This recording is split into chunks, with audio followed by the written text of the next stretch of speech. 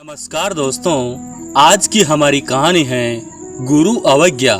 एक बार की बात है, एक भक्त के दिल में आया कि गुरु महाराज जी को रात में देखना चाहिए कि क्या वो भी भजन सिमरन करते हैं। वो रात को गुरु महाराज जी के कमरे की खिड़की के पास खड़ा हो गया। गुरु महाराज जी रात 9:30 बजे तक भोजन और बाकी काम करके अपने कमरे में आ गए। वो भक्त देखता है कि गुरु महाराज जी एक पैर पर खड़े होकर भजन सिमरन करने लग गए। वो कितनी देर तक देखता रहा और फिर थककर खिड़की के बाहर ही सो गया।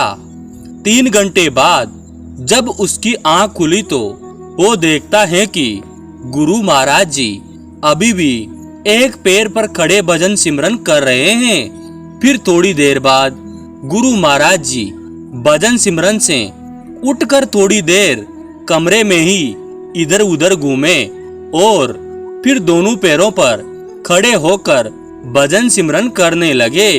वो भक्त देखता रहा और देखते देखते उसकी आंख लग गई और वो वहीं सो गया। जब फिर उसकी आंख खुली तो 4 घंटे बीत चुके थे और अब गुरु महाराज जी बैठकर भजन सिमरन कर रहे थे। थोड़ी देर में सुबह हो गई और गुरु महाराज जी उठकर तैयार हुए और सुबह की सैर पर चले गए। वो भक्त भी गुरु महाराज जी के पीछे पीछे ही चला गया और रास्ते में गुरु महाराज जी को रोककर हाथ जोड़कर बोलता है कि गुरु महाराज जी, मैं सारी रात आपको खिड़की से देख रहा था कि आप रात में कितना भजन सिमरन करते हो।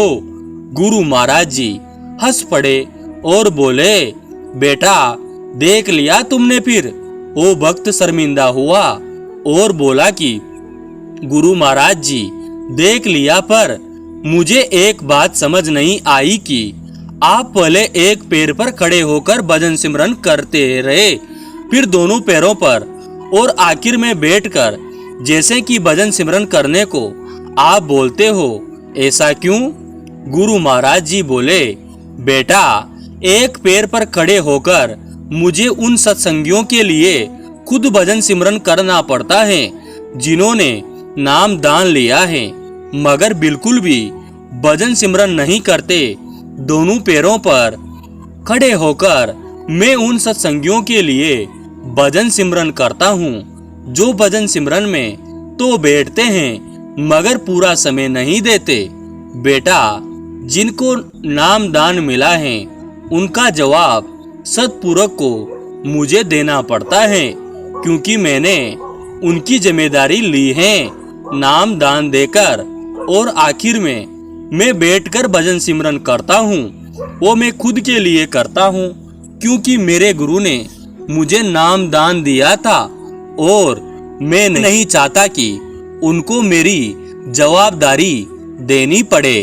भक्त ये सब सुनकर एकदम सनकड़ा रह गया। जय जय श्री राधे।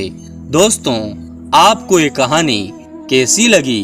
अगर अच्छी लगी तो हमारे YouTube चैनल को सब्सक्राइब जरूर कीजिए और ज्यादा से ज्यादा शेयर कीजिए। धन्यवाद दोस्तों।